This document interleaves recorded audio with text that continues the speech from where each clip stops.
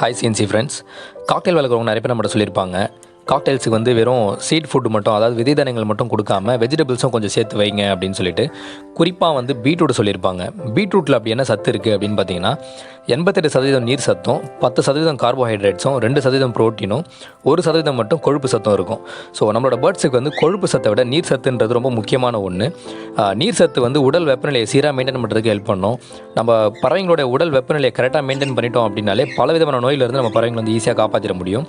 குறிப்பாக வந்து குஞ்சு பொரிச்சக்கூடிய பறவைங்களுக்கு நம்ம பீட்ரூட் வைக்கிறது ரொம்ப நல்லது. ஏன்னா குஞ்சு பொரிச்ச முதல் ஒரு வாரத்துக்கு வந்து நீர் சத்துன்றது அந்த பேரண்ட்ஸுக்கும் சரி, அந்த குட்டிங்களுக்கும் சரி கண்டிப்பாக இருந்துகிட்டே இருக்கணும்.